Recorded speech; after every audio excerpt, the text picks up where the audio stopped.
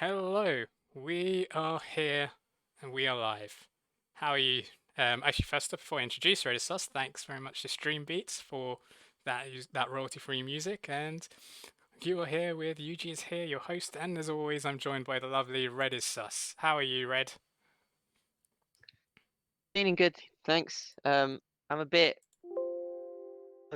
weirded out by the fact that you decided to credit the music before your co-host, but Yeah, sorry about that. anyway, I try not to take that too personally. Good music though, I would say. I would say that is Yeah, there was a better you know, choice of music this with this stream. yeah, good music. Yeah, generally I've been fine. How about you? Yeah, not bad. I've had a pretty busy week, and not as relaxing as last week was. I had 2 days off last time. This time it was a full week for me. So yeah, it's not bad, not bad. But yeah, looking forward to our weekly chat about cars. No, it's always a highlight of the week. Um, yeah, let's move on.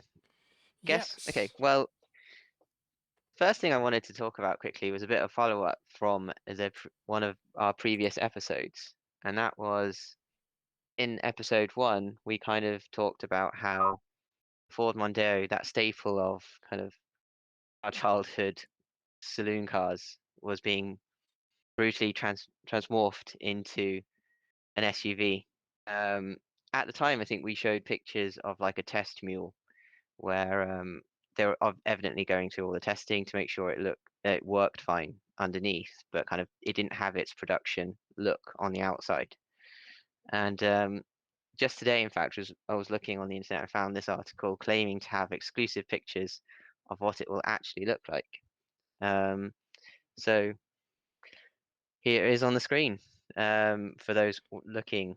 Um, what do you think of it, Uchi? As it's actually it's quite a handsome looking car for SUVs go. It's I'm quite I'm a the lights are very front head. It's got a very large grille and kind of a bit chunky front bumper, which I kind of like. And the thin lights are very not very Ford-esque, I have to say, but they're very. It's quite striking to look at.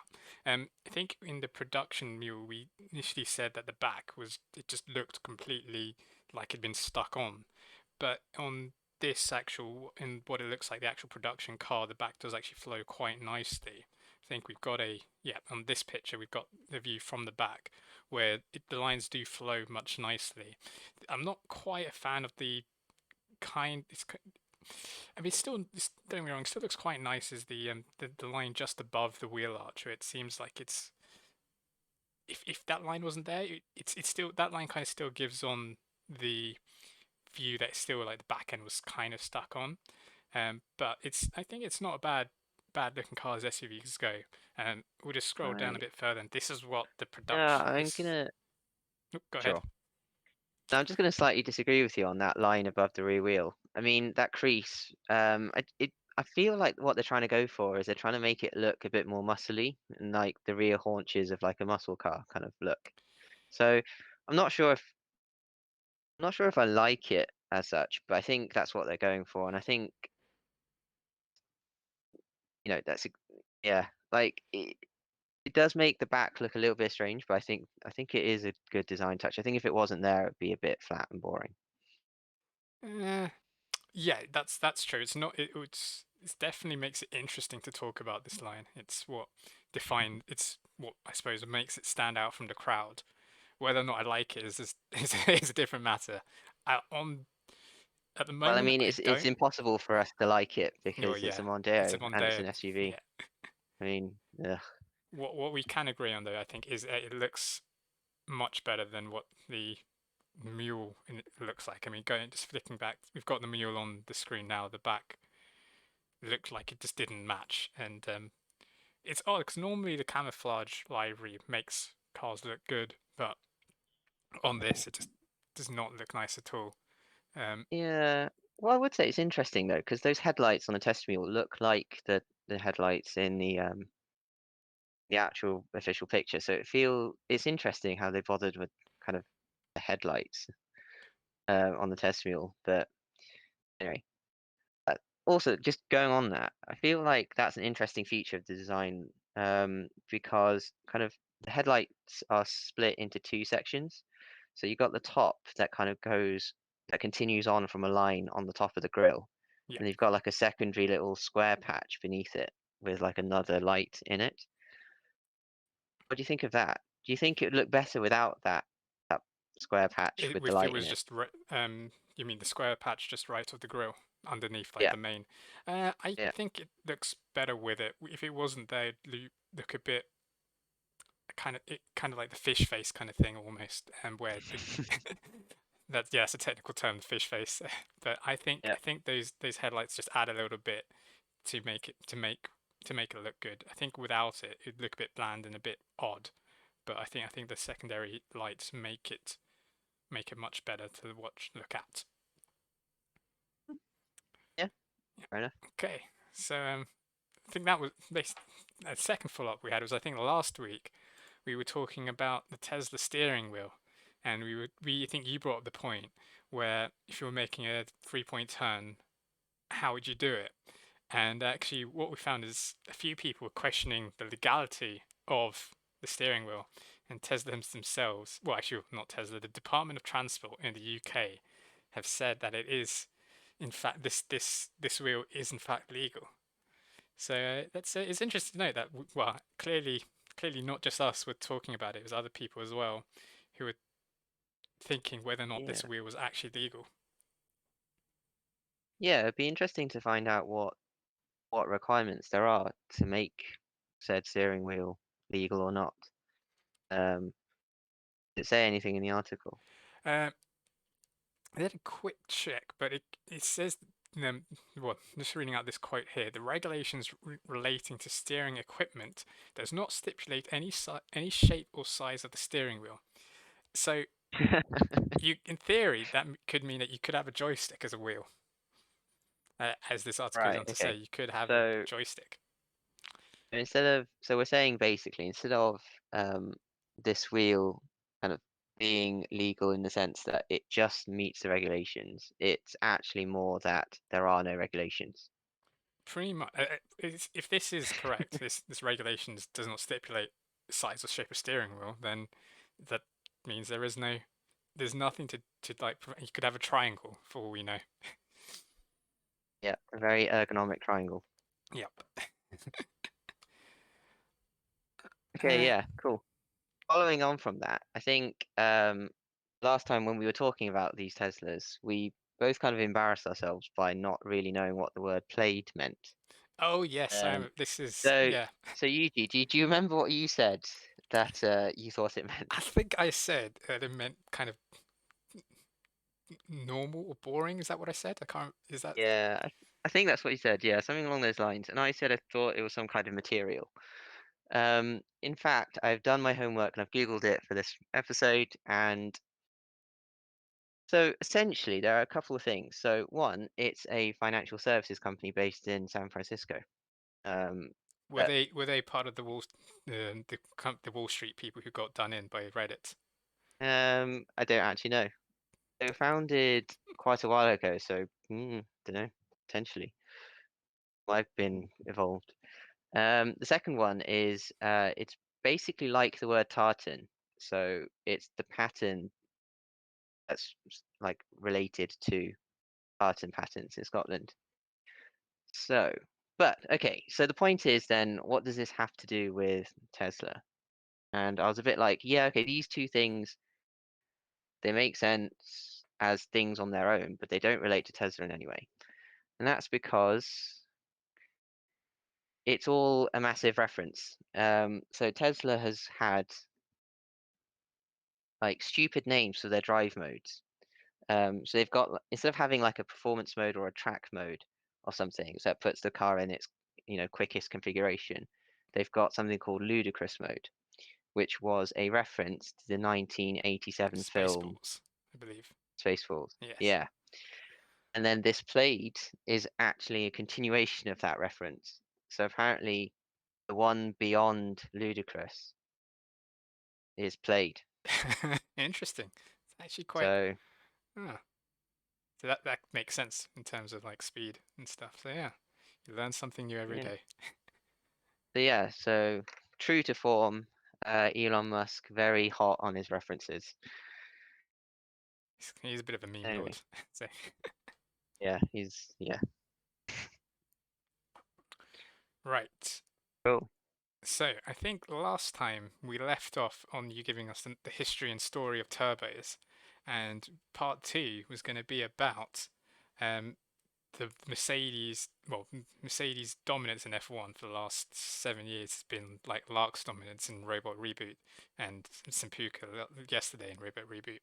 So I think you were going to give us a bit of a continuation of how Mercedes have got so dominant with that magnificent turbo engine. So I think it is time for part two of Red Storytime. Thanks very much. Nice of you to work a Robot Reboot reference Yeah, I into that. told you I was going to have to. I needed to work a Robot Reboot reference into this. So Well, I would say that has Lark won 75% of all Robot Reboots in the past 6 years? I mean, it's very high up there. It's got to be Deluxe. If he's not top, he's on. If he's not one, he's normally like top two or top five. So I think Samuel has been challenging him recently, but not quite to the same Yeah, domination level of luck. like plucky Red Bull, gets a win every so often. Yeah, Anyway, okay, moving on. So, the split turbo. So, the last time we left it at the point where I kind of went over the basics of what a turbocharger is. So, in a nutshell, it's an air compressor that's driven by a turbine that gets its energy from the exhaust. So, what is it that's split about this particular turbo? And then why does this kind of make a difference? Why is it useful? So, if you've ever kind of seen a picture or even looked at a real one, I guess, like a normal turbocharger, you'll kind of see that it's quite a small kind of independent unit that's kind of bolted onto the side of an existing engine. So what exactly is split then? Well, if we recall from last time, the turbo consists of two main components, the turbine and the compressor. And you can probably guess where I'm going with this, but those two parts have been split from each other. Mercedes, what they've done is they've put the compressor at the very front of the engine, like if it was mounted in the car, and then they've put the turbine at the back of the engine. All right, so why would you do this? Doesn't it make it really complicated? And in short, yes, it makes things very complicated. But there are a few key advantages that they can extract from this system, and that's why I guess they've gone down that route. So to explain a little bit about how these advantages come about, I'm just going to explain a few other things to do with it. So colloquially speaking, a turbo has a hot side and a cold side. The hot side is the turbine side, and that's driven by the exhaust, and that's what makes it hot. The purpose of it is to harvest energy from the exhaust gases. So you can kind of think of that in the sense that we want to keep this hot. Not so hot that it melts and destroys itself, but hot enough that it's got sufficient energy in there. In a sense, we kind of want to keep it energized and working. The cold side is the compressor side. Now, it's a bit of a misnomer because it's not actually cold like a refrigerator or something. It's just cold compared to the hot side. And from GCSE physics, you might remember that if you compress a gas, but keeping everything else constant, then you'll increase the gas's temperature. So it gets hot as well. Now, on the compressor side, the purpose is to feed this compressed air, into the engine. And because of this, we want it as cool as possible. So colder air is denser, has more oxygen in it, therefore we can extract more power. So we don't want the cool side getting hot. We don't want it getting heated up by the hot side of the turbo. So by separating the two, we can keep the hot side hot and keep the cold side cold, air quotes.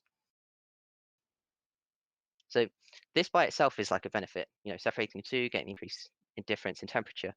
But this is in fact compounded by another part of the F1 car, and that is the intercooler. So I haven't mentioned this up until now, but essentially the intercooler is a fancy name for a radiator that cools the air after it has been compressed by the turbo. So if you have your cold side air cooler to start with, you need less further cooling from this uh, intercooler before you put it into the engine.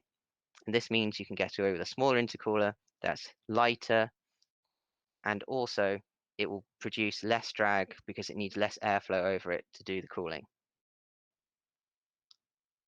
The second main benefits of these split turbos is packaging related. So by having the two sides at different parts, you can kind of make it's easier to manage how the different pipework goes to link up the different parts. And this leads to slight reductions in weight and size. And size is very important for an F1 car because basically any volume you can save inside, you can then shrink wrap the outer packaging in for an aerodynamic benefit. And aero is actually the main is key in F1, like more so than power almost. Like power is great, but if you can save, well, if your power out your power input is helps out with the aero, that's doubly beneficial. Now I have a question: is how is it that okay with these things that Mercedes have done? Why is it that other engine companies like Renault and Ferrari, why aren't they able to match the Mercedes performance? You just Have I just gonna jumped skip around? ahead in my talk. Ah, okay, No, never it's mind, fine. never mind. No, it's fine. So my next question after this section was, so why didn't everyone else follow suit? The short answer to this is I don't really know because F1 is a very secretive game, and you know, us being just normal people who are interested in F1, but just normal people, we don't have the insider sources and everything to get true knowledge of this. But from what I've read and heard over the years is so Renault and Ferrari still have a conventional turbo setup, which is basically the normal turbo that's like in basically one unit stuck to the back of the engine. I think Honda have like a halfway house kind of system where they split the turbo slightly and put the what's called an MGUH in between. Doesn't really matter what that does for the purposes of this discussion, but they've kind of split it a little bit. But they haven't done what Mercedes have done, which is put one at one end of the engine and one at the other end of the engine. And from the research I've done, I think it's basically like the linkage between the two halves that has to go through the entire engine. It's very difficult to manufacture this because it needs to be very, very strong to keep up with the loads, but it also needs to be very, very light because it spins at over 100,000 RPM. So any kind of inertia in that would just, break the whole system. Mercedes spent 3 whole years, I think, before in advance of the 2014 season working on this engine. And they basically just had a head start and thought about this idea kind of early on in their development process. Now that the seasons have started, engine development in terms of research and kind of energy and resources is very limited. Teams are not able to test as much as they want. They're limited by the regulations. So even though, so given all of this, even though I have basically no kind of concrete knowledge, my guess would be that basically the other manufacturers just didn't spot this idea at the beginning when they first introduced the engines, and now, given all these restrictions, they can't develop it in time because it's such a big step change. They just can't get it done within the allotted kind of development restricted time. So that would be my take on it. I think also Mercedes have more financial resource compared to, well, certainly compared to Renault and Honda. I think Ferrari probably do have that resource, but I think Ferrari's management of their resources. We'll probably have a separate podcast discussing Ferrari and all their troubles later. But I think there's also a development cost, right? And for well, in F1 you have these things called tokens, and you have development costs for those. So you have to allocate your resources accordingly, and Mercedes have the best engine resources at the moment, and so meaning that they will actually spend less. They need to spend less to get the same output, if that makes sense. Well, I say same output, same to get it, they need to allocate less of their resources, which means that they can spend less of their tokens on their engine. So that gives them an advantage there as well. Yeah, that's a subtly different point, but yes. Yeah. So if you've got X tokens to spend on your development, but your engine is already like class leading by a mile, then you can spend those development tokens on other parts of the car to make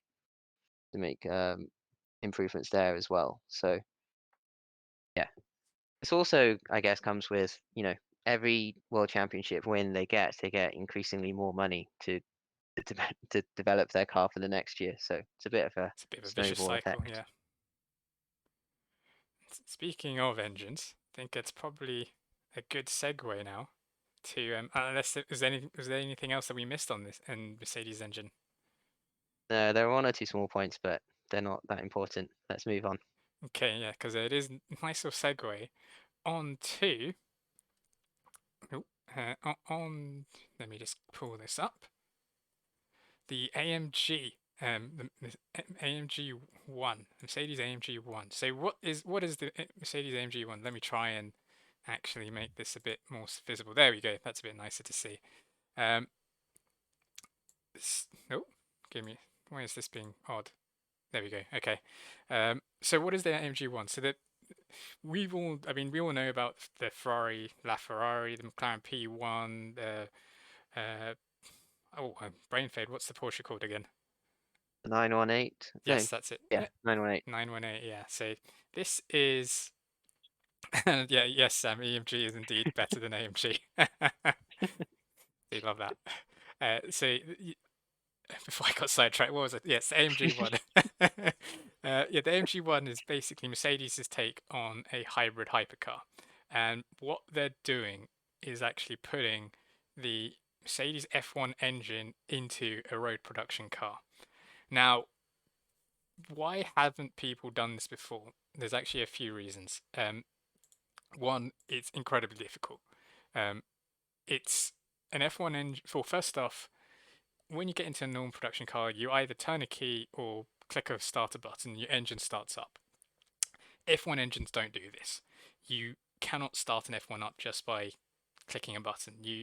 If you see, like, if you watch an F1 race, you have like the cars on the grid and you have a team of mechanics all around, and generally what they're doing is getting the car ready. And what they're actually doing is pumping fluids to actually get the engine to the correct temperature. So if you imagine, can you imagine on like a cold day in Stoke, and you actually need to spend 2 hours just to start up your car? That's just not viable at all. So yeah, that's the first reason. Second one Oh wait, is hold on. So it's the temperature that's the issue. Because I thought the reason why you couldn't start an F1 car is because it doesn't physically have a starter motor. that's The the starter second one. motor's Yeah, outside of the car. yeah.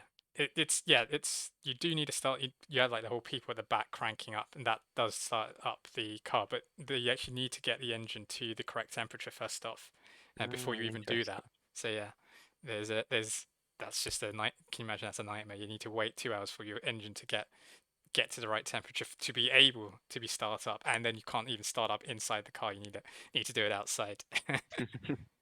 And then secondly, speaking of like, so once it's actually started up, F1 cars engines. I mean, you said it perfectly, all about cooling. F1 cars have huge side pods and massive intercooler just to keep the engine cool. Like the engine itself, I think you mentioned it was 100,000 RPM. You said mentioned. I mean, So that's the yes, turbocharger. that's just the turbocharger. Yeah, Yeah. so that's all that engine management is going to cause a huge amount of heat. So you're going to need a lot of cooling, which is just something that on production cars is just not feasible. And thirdly, like you F1 cars, you generally change the engine after the second or third race, and so that equates to roughly around 1,000 kilometers before basically you rebuild the engine. On road cars, if you go 1,000 kilometers, that's not that much. And then if you go 1,000 kilometers and need to change the engine, yeah, well, that's a no go. Fourth Yeah, one I can't is imagine yeah, going to a garage every 1,000 miles. exactly. That's Yeah, absolutely ridiculous. yeah. And then fourthly is price. Like I think it's as you say, you spent 3 years on this engine, like you said, and it's going to cost a single engine costs roughly £2 to £3 million. So if you think about that, Keith, you need to go to the garage every 1,000 miles, and it's going to cost you 2 to 3 million just to replace the engine. That's the one expensive car you got there. And then finally is obviously economy. Just an F1 engine is, so we say, not the most economical thing in the world. I mean, it's not bad compared to the days of the V10s and V8s. It's much better, but it's still not. It depends what you mean by economy, because yeah, so if you put it up against the Toyota Prius, and drove it around the same track, the Prius probably would do better fuel economy. But the latest era of hybrid F1 cars actually have a ridiculously high new, which is like the efficiency in terms of how much chemical energy that it's got compared to how much power it produces.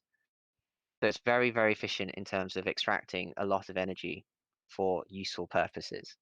Yeah, Um, that's true. The only thing is with that is that it's efficient at high speeds. It's not efficient at low speeds, which, yeah. if you're going around pottering around the city, it's just not that's just not going to be as efficient, and it's not going to work as well. So these Mm. are all the problems that Mercedes are trying to deal with when they're coming up with the AMG One. It was initially called the Project One, but here's some of the. Yeah, I did have the specs. Here are the specs. Here are the specifications of it currently. 1,200 brake horsepower, an 0 to 62 time of 2.2 seconds, and a top speed of 217 miles an hour. Um, that's pretty much all we know about the car.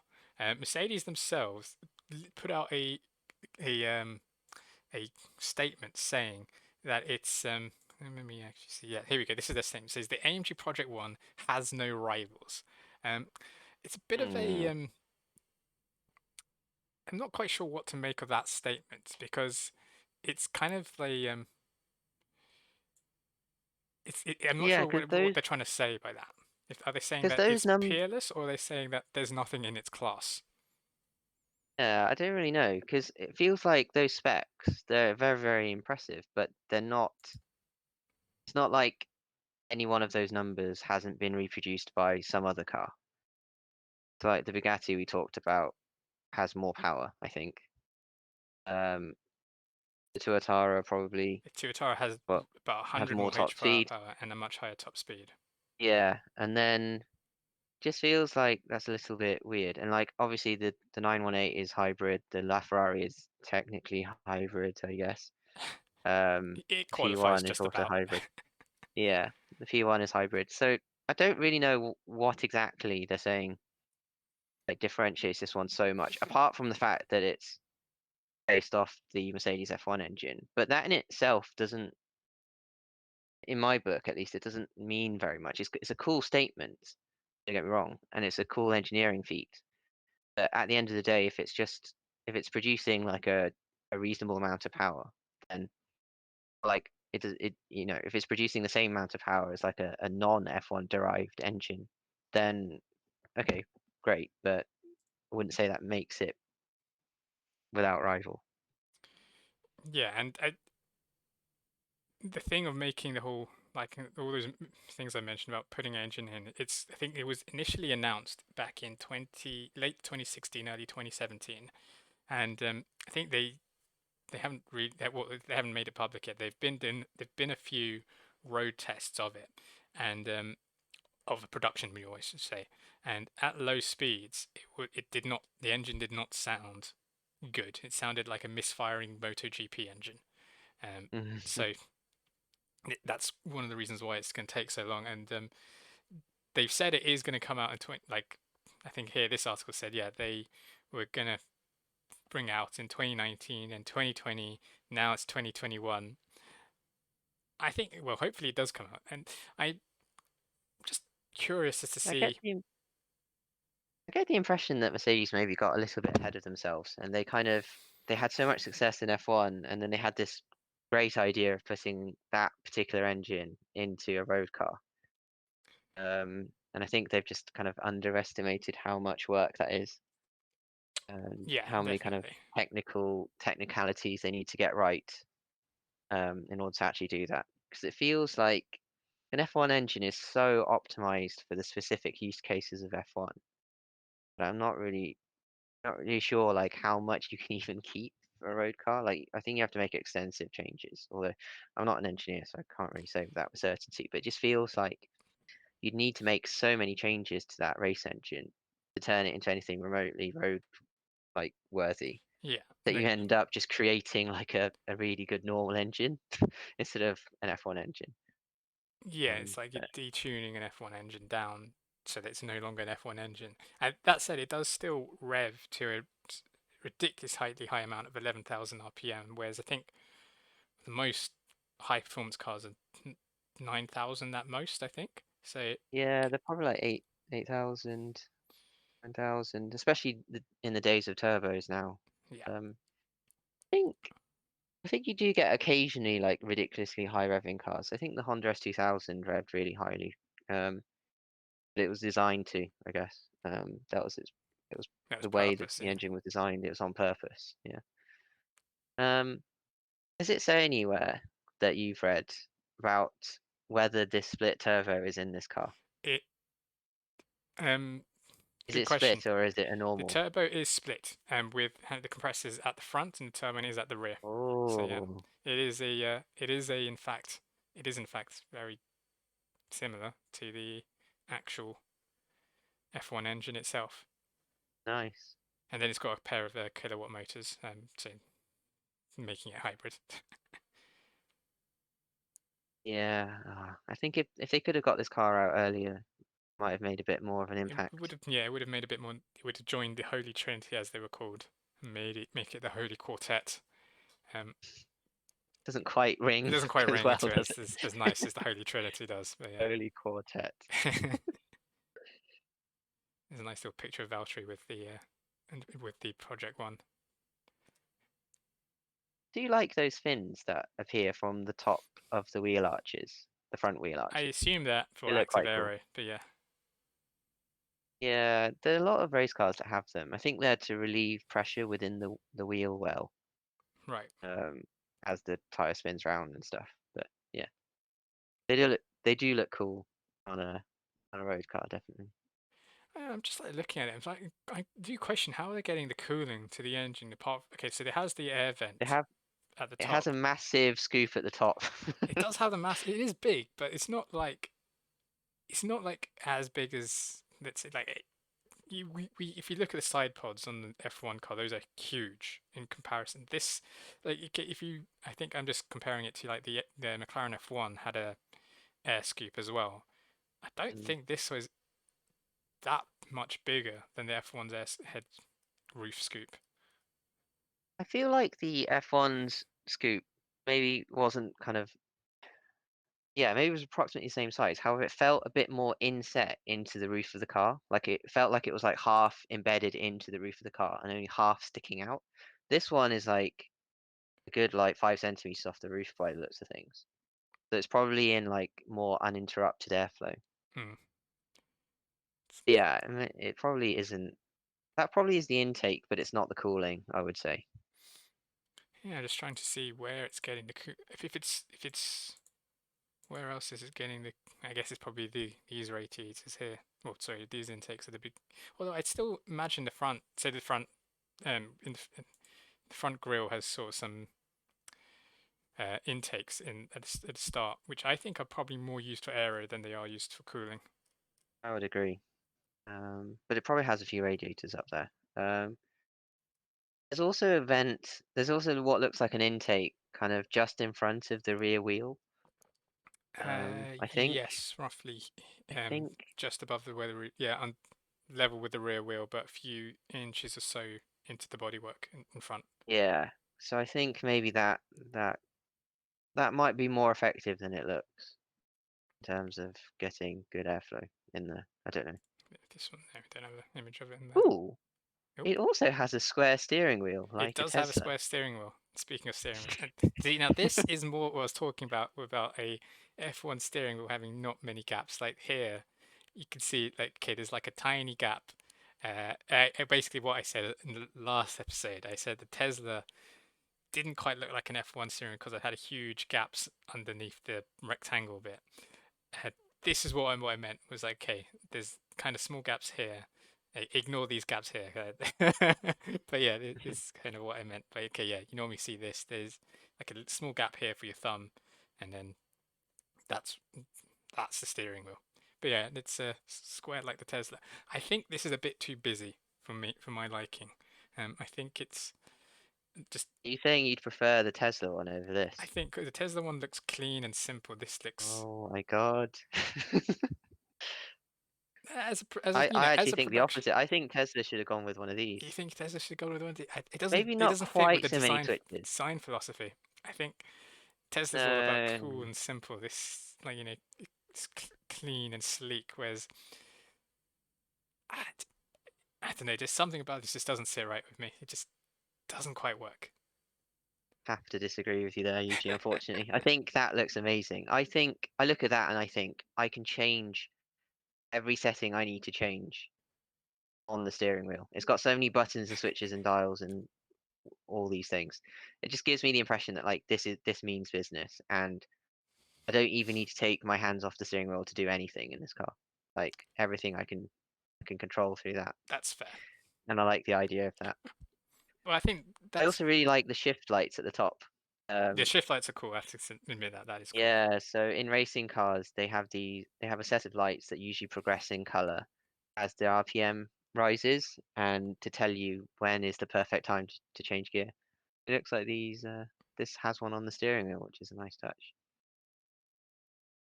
Yeah, I definitely agree. The shift lights are very cool. Um, Can't have shift lights on a Tesla because it only has two gears and you yeah, can't change them.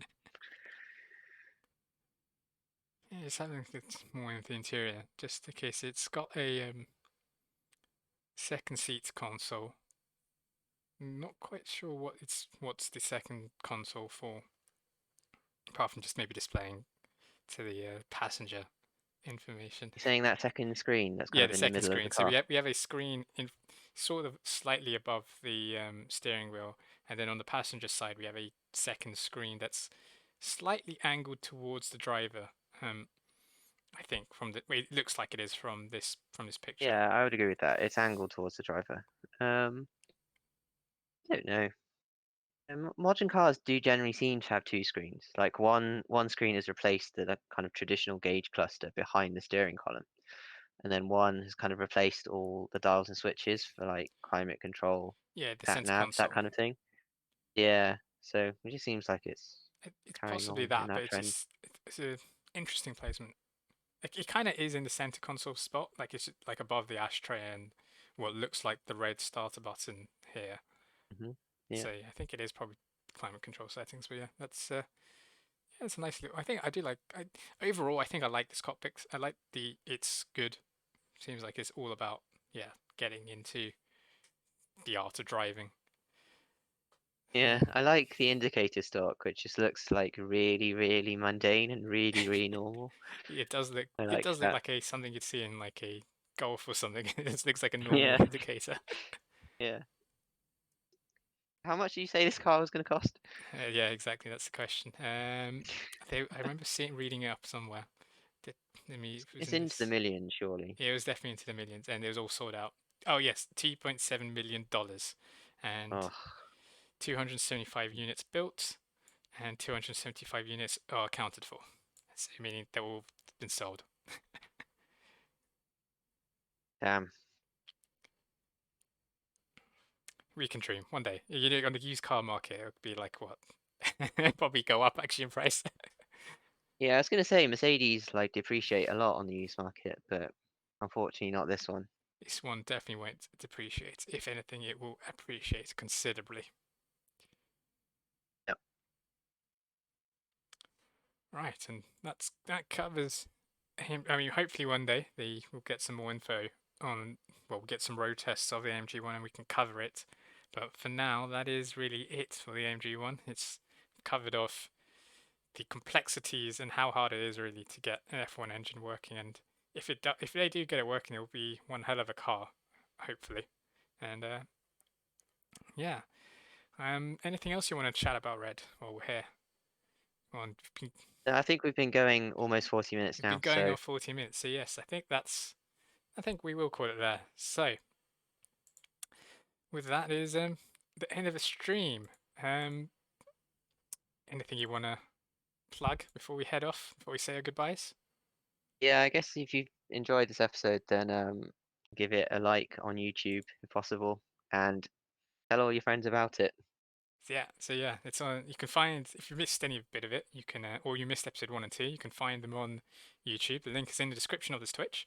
And if you're watching this, if you are in fact watching this on YouTube, you can why don't you watch us live? You can watch us live 3 p.m. every Sunday over on this Twitch, and follow us so that you can get the notifications that we are live. And while you're at it, follow Ancient Jedi 1. He's part of the MG clan and does good Pokemon videos. And with that, I think we are no longer here. Thank you for watching, and we'll see you next week. Goodbye. See you, everyone.